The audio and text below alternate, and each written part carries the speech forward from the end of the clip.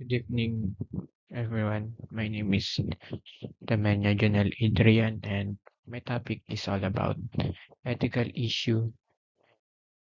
It's all about economic issue. Economic issue is an issue, a problem that is hinders an economy functioning and growth, primarily stemming from the fundamental problem of scarcity, where society has unlimited wants but limited resources. Key economic issues include unemployment, inflation, income inequality, and trade imbalances. To address this, society must make choices on what produce, how to produce it, and from what is produced. Sabi po dito, ang economic issue daw po ay patungkol sa econo- economy ng bansa. Ito yung mga problem na nag-i-include ng mga inflation, pagtaas ng mga bilihin, yun sa mga resources na pinagkukunan like our daily needs, and isa na rin dito yung sinasabing unemployment o kumbaga ay ito yung mga walang kakayahan or wala silang mga trabaho na pinapasukan. At isa pa dito ay yung income. Dito rin napasok sa economic issue na 'to. Key aspect of scarcity. Number one, limited resources.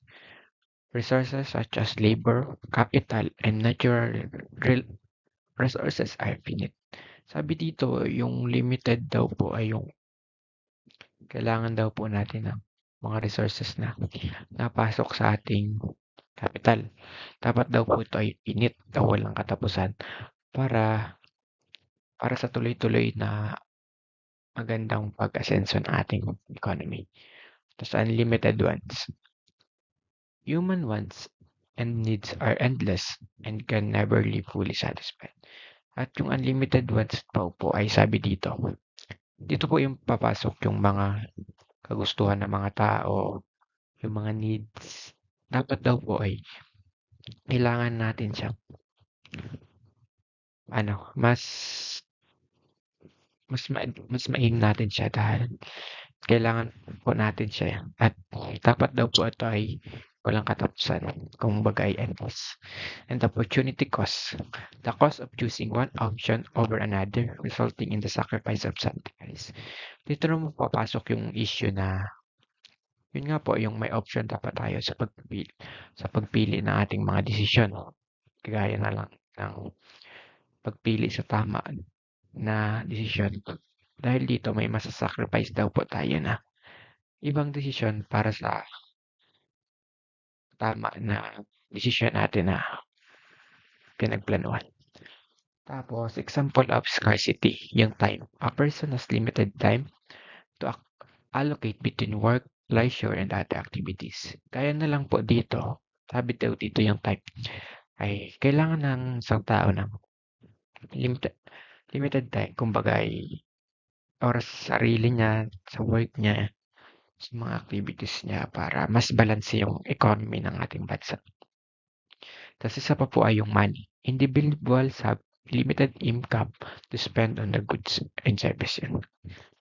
Nanggaling na po dito sa salitang limited income. Kailangan po ng tao ng income sa pang-araw-araw para sa kanilang pamilya. At dahil dito, napasok din po yung income nila sa tax ng gobyerno na nakakatulong sa pagbalanse ng ekonomiya ng bansa. Tapos, yung natural resources, fossil fuel and water. Yun. Kaya nga po noon, nakatulong din po itong mga ito para sa pagpapaangat ng ating mga ekonomiya ng bansa. Gaya na po yung fossil fuels na ito nga po yung kalimitan na needs ng ating bansa at yung tubig na araw-araw ginagamit ng mga tao. Dito naman po tayo sa consequences of scarcity. Number one, dito papasok ang decision making. Scarcity requires individuals and society to make choice about how allocate resources. Yan. Dito po ay sabi dito yung pinakamahalagang ay yung decision making natin sa ating mga desisyon ay dapat tama or papasok din dito yung kung paano tayo makatulong sa ating economy. At dito number 2 naman po, ito yung trade-offs or yung choosing one action means giving up another. Sa issue po ng economy sa ating bansa ay kailangan po natin ng trade-offs. Kaya nung pagbigay mo ng ibang desisyon para makaangat yung iba, para makatulong rin sa kanila. Tapos yung prioritization, resources and allocated based on urgency. Yan nga po, yung sa pag-prioritize ng ating sa ating mga decision, kailangan po natin to. Dahil sa scarcity po, papasok dito yung kung ano yung unahin natin na mas palaguin kaysa dun sa mga bagay na hindi naman kailangan talaga.